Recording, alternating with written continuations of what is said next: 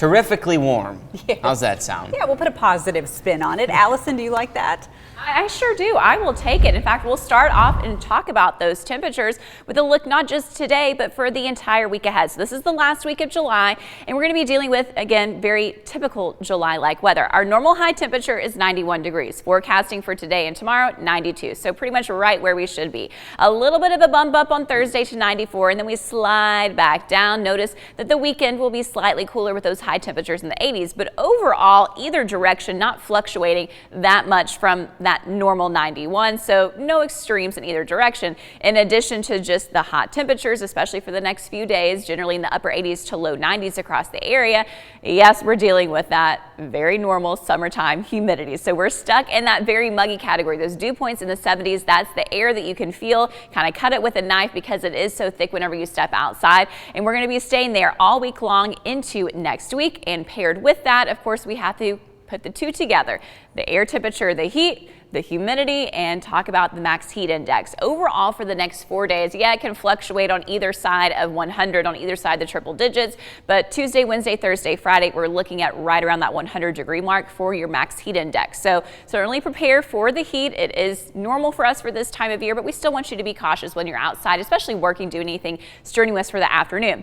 Notice on Saturday, though, it drops down a little bit. So remember, those high temperatures for the weekend are a little bit cooler, generally in the mid-80s, so the heat index is not going to be quite as bad, feeling like 95 degrees on Saturday. That's because we're really also going to be dealing with more clouds and greater storm chances for the weekend. So both Saturday and Sunday at 60%. Notice for the next few days, though, about that 30 to 40% chance. So I really think Tuesday, Wednesday, and Thursday are going to be the most similar days. So especially just having those pop-up showers and storms with the heating of the day from about noon until 9 p.m. Once the sun sets, those conditions really dying down, and then we'll start to see those rain chances increasing slightly as we head into the weekend. So the current setup right now, we do have some clouds outside at this time.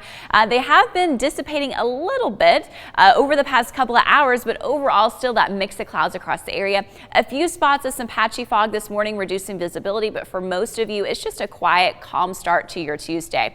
As we pull back further, we have this brown area right here, which is indicating a little bit of a trough that can help trigger some additional showers and storms for today, but especially up along this stationary front is where the main activity is going to be. So that means it's to the north of us, but because we're on the south side of that, we have that additional moisture from the Gulf of Mexico, and yes, the warm temperatures producing those what we call convective thunderstorms for the afternoon. So when we are looking at this map, I'm going to switch over now and show you our excessive rainfall outlook. And you're seeing this yellow area, which is what we had over us yesterday, really just centered around Kentucky, where that stationary front is. So they have the greatest chance or greatest risk of having too much rainfall. For us, we're all highlighted under this marginal. So what does that mean? When we have these summertime pop-up storms, they're going to have a lot of moisture to work with in the atmosphere, which means high rainfall rates are possible. Anytime you have repeated or stationary storms, that may lead to some localized flooding.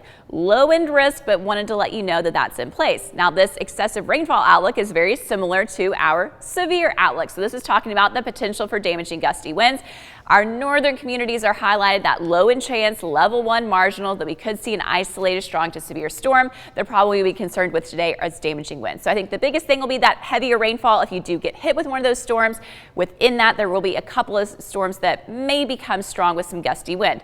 Overall, but remember, those chances are at 30%. So a lot of locations, you're not even going to have to worry about that. Notice how hit or miss this nature is as we head into the afternoon, into the evening time hours. Yes, there'll be some spots of those heavy downpours and lightning, but also a lot of locations just dealing with the partly sunny skies and yes, the heat and humidity. Once we get to about 9:30, those conditions starting to die down. Quiet overnight, calm conditions on Wednesday morning, and then we do it all over again on Wednesday. So those scattered showers and storms popping up for the afternoon into the evening time, and yes, repeated on Thursday too. So here's your day planner. Partly sunny through the day, hitting the mid-80s by noon, and then 90 degrees at 3 o'clock and at 6 p.m.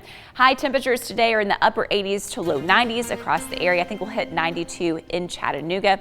So it's just one of those things you have to think about, the heat and humidity pretty much for everybody. Unless you're up in the mountains, you get a little bit more relief from the heat. And of course, those few scattered showers and storms too. The mountains would be a very nice place to be this week. Yeah.